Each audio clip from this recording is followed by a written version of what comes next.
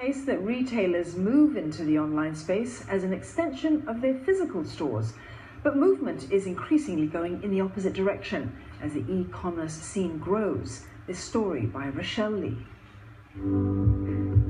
Now you see it, now you don't. Pop-up stores are becoming a more common sight in our retail scene. These temporary retail spaces could be in a mall or even within another shop. They can open for just a few days or for up to several months. One company which connects retailers with landlords to set up pop-up shops says it saw potential in the area because it found the process of setting up short-term stores cumbersome. We wanted to do this because we were in retail businesses before, and before that, trying to start a short-term store is involves quite a lot of hassle. You have to contact the landlord, and they may not even have the spaces available. So we thought that there's really a need for someone to bridge the renters and the landlords together. Pop-up stores are a good way for new retailers or online platforms to test the market without the financial burden of a long-term commitment. With the high cost of rental in Singapore, a lot of brands are actually finding out that using pop-up stores is actually a very cost-effective way of doing things like testing the market and also to generate brand awareness. It's a temporary boost to sales. It's a chance for the manufacturer to meet with the customers face-to-face, a chance to demonstrate the product, which they normally don't have, and maybe getting new customers. Since pop-up stores can pop up at different places at different times of the year, one expert says that exclusivity can be a draw. It's a temporary location. By itself creates a perception of scarcity. This is a scarce product. This is not like the usual store. This is something unusual.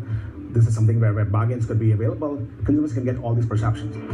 Even mall owners, often seen as the bastion of tried and tested brands with big bucks, are finding that pop-ups can add to their retail mix. I think they add vibrancy to the environment because a lot of malls, a lot of the shops they've been here for a long time. For a buyer, we need to see actual thing, not something that online we don't know how it really looks like. So you need to know how it feels. Yes, touch. I'm the person that need to touch and feel. And that's why some online-only retailers have found that they still need a brick-and-mortar presence after all. From Uncle Quake cushions to grizzly bear beanbags and a rocking horse inspired by the iconic dragon playgrounds in Singapore, well, these are just a few of the products this shop offers. It started off online but has now expanded into physical shops. I think shopping is still a culture here in Singapore, so people still want to come and feel the products. We use an omni-channel strategy basically to, always be available online, but at the same time we have the shops that people can just come, pick and go, So there's a very, very strong tie-in with the online and the offline. With his pop-up stores contributing to 60% of sales each day, he says it's a win-win situation for both the mall and his company. It's a hand-in-hand thing more than it is a one-sided thing. So we work together, we try our best to help the malls to also bring people down, but at the same time the malls give us a good rate. Whether it's to drive seasonal sales, launch new products, or just to deliver a different kind of experience to customers, pop-up stores have their attractions. And amidst a tougher retail scene, the ability to offer consumers choice and diversity would be one way to stand out from the crowd. Now let's talk more about those developments with Nicholas Kontopoulos. He's Global Head of Fast Growth Markets at SAP Hybris. Welcome to the studios, Nicholas. Thank you. Well, right, so, Nicholas, we just heard there the benefits of going into the physical space. For online retailers. They find that there is a need, after all, to sort of have a physical presence. But what are some of the difficulties, perhaps, or the pitfalls that they actually face? yeah, I mean, online retailers have started to realize there is a benefit of having a physical presence, and we're seeing that globally with some major brands that most of us will be familiar with now making those investments in the physical stores. And again, if we look at Singapore, more than 40% of consumers here actually start their journey online, but then ultimately complete their shopping experience in store. And I believe that's down to the fact that there's a tangible experience being delivered in the store, and also the immediacy of it. So end of the day, if I buy online, I have to wait for the goods to be delivered. Whereas in a store, I can pick up those goods there and then. I like the way you describe that. It really is a journey, and because you can do the research online, you don't have to sort of wander around in a sort of random fashion looking for something in a physical store to begin with. But it is the year-end holiday season. Stores are kitted out with, all the decorations. I mean, very tempting to sort of go into them. E-commerce portals lack that, of course, how could they actually grab consumers' attention? Again, great question. Content marketing is becoming really critical. I think this is where the smart marketers, especially those working for online retailers, are really investing in great content, and distributing that through social channels like Pinterest, Instagram. That content grabs you. Maybe it's a video showing me how to create an amazing Christmas tree or an amazing Christmas lunch, and then I click through on that, takes me through to this store, and obviously gives them an opportunity to upsell, cross-sell something that they've advertised through that content. So I think content marketing is becoming a great way for online retailers to engage consumers. So what about conversely? What about physical retailers going online?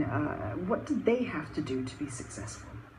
Again, this is an interesting trend we're seeing. I mean, a lot of the traditional bricks and mortar stores saw online stores as a massive competitive threat, and for a long time buried their heads in the sand. But more and more we're seeing now online retailers leaning in and embracing that challenge. However, to succeed, we believe that omni-channel strategy is absolutely critical. So how do I bring my physical and digital channels together in a way that creates an amazing and delightful experience is really important.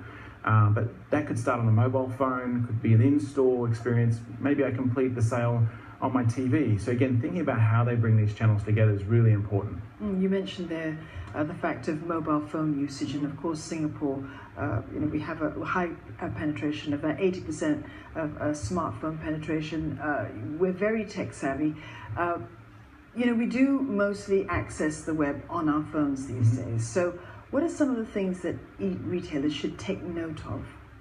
Again, I think with mobile, whether you're an online retailer or a physical retailer, if you're going to embrace digital, we have to start with the mobile now. That's a default. As you said, the majority of consumers now are using smartphones. They go on the MRT in the afternoon, pretty much everyone's got a phone. So you really need to think about the end user and how they're using that platform. But again, it's an opportunity for us to create an omni-channel experience. So again, you don't want to just focus on the mobile. We need to look at other channels. So an online retailer would need to think about maybe how they also provide services through maybe the telephone. Maybe their customer service becomes a really important part. Maybe my goods haven't been delivered on time, so they need to think about how they can provide additional channels to engage a customer. So mobile first definitely is the way forward, but need to think again in a more omni-channel fashion. There's certainly many challenges to take into account, and of course one of them is market segmentation, sort of getting your message and your product to the right customer and at the right time perhaps. Now, how important is it these days to have this online and offline presence then? I think it's increasingly becoming important.